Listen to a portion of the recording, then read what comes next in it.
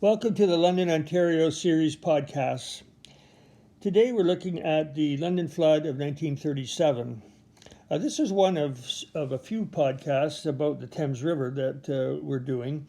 One earlier one that was completed was called London, Ontario on and at the Thames River, Its Past Interesting History. And in that podcast we looked at the mills along the river. There were four. The London Mineral Baths and Spa, the Tecumseh Park, and Blackfriars Bridge. So there's also the Victoria disaster in 1881 still to be done. So our river has had quite an illustrious history, and nothing more eventful than the one in 1937 with the flood. And what happened there was an excessive amount of rain that had fallen on April 26th, and things got pretty serious as the waters rose slowly. Soon over 1,000 homes were affected. One of the hardest hit areas was around the Blackfriars area, including Wilson Ave and the ballpark, as well as around the Riverside area and Wharncliffe. So for many years, the high water mark stains could be seen, particularly on Wilson Ave on the sides of the homes there. In 1947, the Upper Thames River Conservation Authority was started, and they were behind building the Fanshawe Dam, which was completed in the 1950s, as well as other smaller dams up the river. So that was the problem. There was no control of the water at that time before the dam, and the low-lying areas, which, as I explained earlier, were hit worst, and it was a smaller area in the city, but certainly impacted very, very large number of homes and people.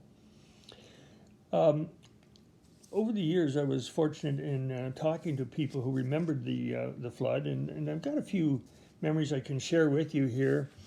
One lady said she remembered the flood, after the flood, when people were putting all of their stuff out on the lawns to dry it out, or throw it away. And one of the things was a piano. Everybody seemed to have a piano then, and most of them were ruined. She said also that after the flood it was a particularly warm spring, and there seemed to be a very smelly odor in the air for quite some time. There was only one fatality, and that was a man who worked for the PUC. He stepped out of a canoe and into an open manhole and drowned. The manhole covers had been removed by the rushing water of the flood. There was no breakwater from the Dundas Bridge to the Wharncliffe Bridge. There was, however, from the Dundas Bridge to the Blackfriars Bridge, but as soon as the water got past the Dundas Bridge, it overflowed, and it got to be pretty high. One person remembered seeing the chimney, just water right up to the chimney of a home. That's how high the water had come in that particular case. The cleanup was terrible. One person told me they just took a hose into the house and turned it on. The furnace had to be taken apart and cleaned. The sidewalks and lawns were caked with mud, and their furniture was stained and ruined, and wallpaper couldn't be hung because the water kept weeping out of the walls, and floors, you could see between the boards, and they had to be replaced. So, not a good thing to take care of after the flood had happened. One person remembered going to a funeral on the day of the flood. He said he had to go over the Dundas Street Bridge to the cemetery, but couldn't get back over the bridge because the water was up by then. So they managed to go over the Blackfriars Bridge to get across.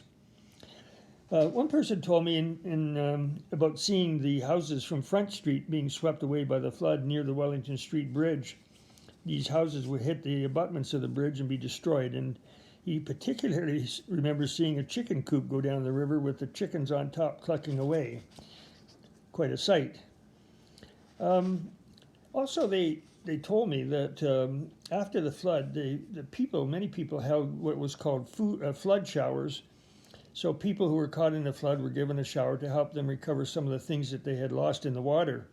One family lived on Thames Street, and this person remembered them being given things like an iron, a toaster, household things, clothes, and food. So that was very helpful. People also remembered, one person said they piled their Chesterfield on top of a piano bench, but that didn't work. Chesterfield just floated away and the piano bench tipped over.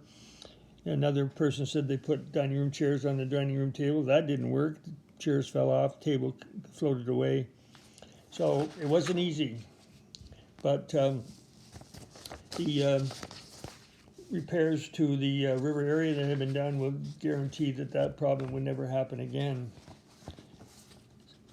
So the river, like I said, has had an eventful past, and if you wish to see the one podcast, or to listen to the one podcast that you haven't heard yet, just go to youtube.com, Old Stuff Show, and in search London, Ontario, on and at the Thames River, its past interesting history.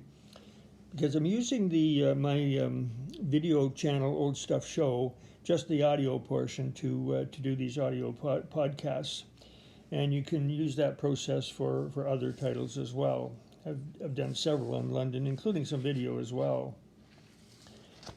So that's the flood situation, and thank you very much for tuning in. I hope you've learned something, and appreciate you listening, and hope to have you back again for future podcasts.